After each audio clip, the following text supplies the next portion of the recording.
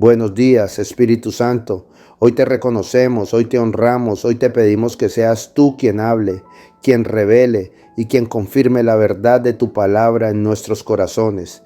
Sin ti nada podemos entender, pero contigo toda tiniebla se disipa.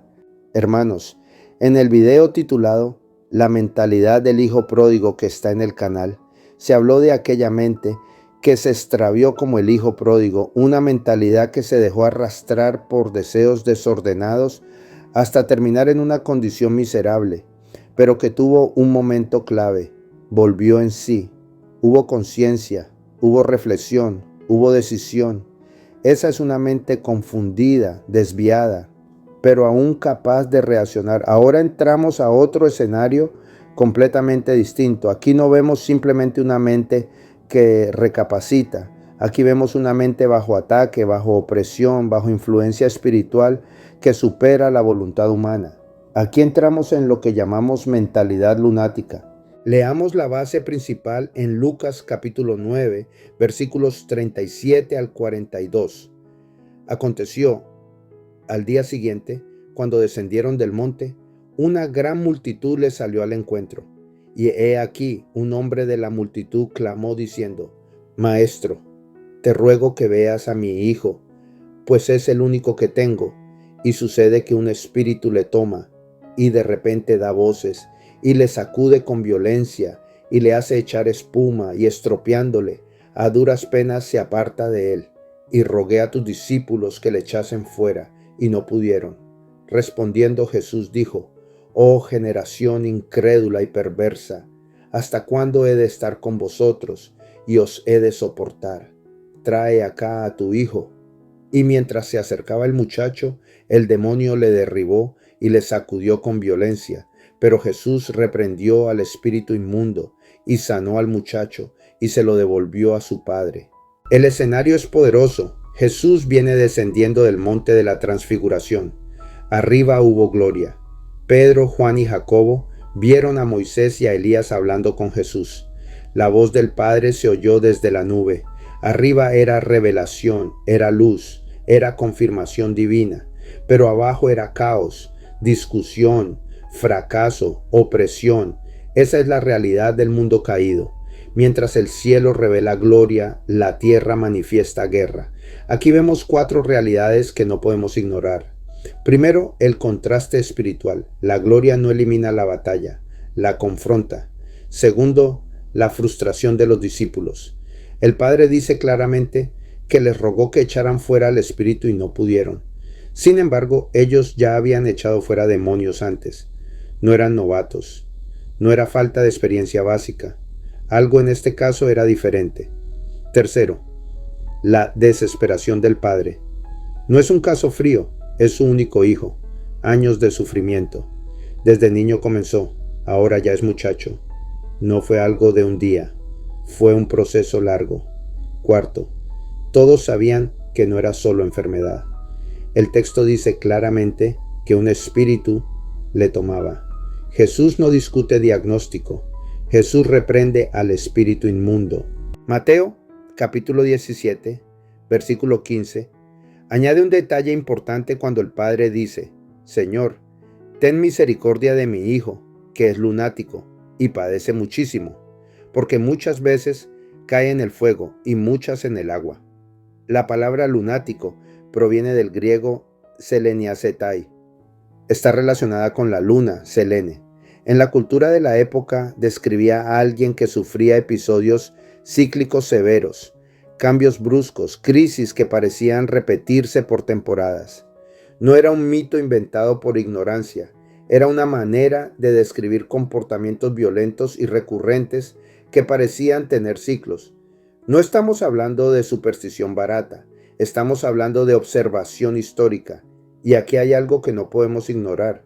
En experiencia contemporánea, muchas personas que trabajan en emergencias han notado aumentos de incidentes en luna llena. Un operador del 911 lo ha confirmado. Una jefa de enfermería de una sala de emergencia también lo ha observado. No estamos construyendo doctrinas sobre la luna, pero tampoco podemos cerrar los ojos a patrones que se repiten. La Biblia no ridiculiza el término, lo usa para describir una condición real, pero inmediatamente revela la raíz, un espíritu. Este espíritu no era permanente. El texto dice que le tomaba, le sacudía y a duras penas se apartaba de él. Venía y se iba. Era episódico, era cíclico, lo lanzaba al fuego y al agua. Intento constante de destrucción. Marcos capítulo 9, versículos 21 al 22, agrega que Jesús preguntó al Padre cuánto tiempo hacía que le sucedía esto. Y él respondió, desde niño, y muchas veces le echa en el fuego y en el agua para matarle. Desde niño, ahora ya es muchacho. Años de ataques, años de ciclos, años de tormento. Eso no es simplemente un desbalance pasajero, eso es una influencia espiritual persistente. Marcos capítulo 9, versículo 25 dice, y cuando Jesús vio que la multitud se agolpaba, reprendió al espíritu inmundo diciéndole, espíritu mudo y sordo, yo te mando, sal de él y no entres más en él. Aquí hay autoridad, aquí hay clasificación. Jesús no dice simplemente sal, dice no entres más en él. Eso es prohibición, eso es cierre de puerta, eso es gobierno espiritual. Para los que practican liberación, esto es fundamental. No es solo expulsar, es prohibir regreso. Aquí no se puede ignorar un detalle que es revelador. Cuando Jesús dice, espíritu mudo y sordo, yo te mando, sal de él y no entres más en él, está haciendo una identificación específica. Para la multitud era un espíritu lunático, una condición observable por sus episodios violentos y cíclicos. Pero Jesús, que veía el mundo espiritual con claridad absoluta, no lo llama lunático, lo llama espíritu mudo y sordo. Eso significa que la opresión no solo producía convulsiones y autodestrucción, sino que también era la causa directa de la mudez y la sordera. La raíz no era simplemente neurológica, era espiritual. Y si Jesús reprendió al espíritu como mudo y sordo, entonces la liberación implicaba restauración. Al salir el espíritu, no solo cesaron los ataques. El muchacho comenzó a oír y a hablar con normalidad.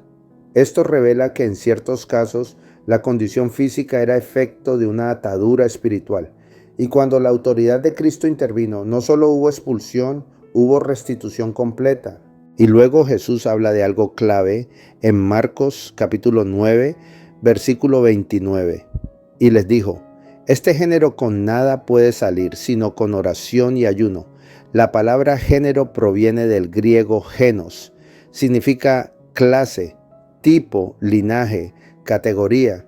Eso implica que hay diferentes tipos de espíritus, diferentes niveles, diferentes clasificaciones.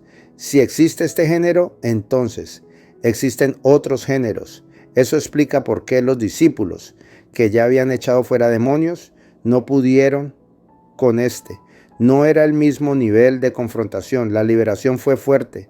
El espíritu le sacudió violentamente y salió, y el muchacho quedó como muerto.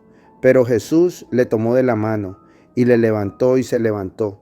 Y Lucas dice que Jesús reprendió al espíritu inmundo, sanó al muchacho y se lo devolvió a su padre. Se lo devolvió, restaurado, libre, completo. Aquí está el punto central. No todo comportamiento extremo es demonio, pero tampoco todo es simplemente químico o psicológico. La Biblia muestra claramente que hay casos donde una influencia espiritual produce manifestaciones que parecen crisis mentales severas. Gritos, convulsiones, espuma, intentos de autodestrucción, episodios que vienen y se van.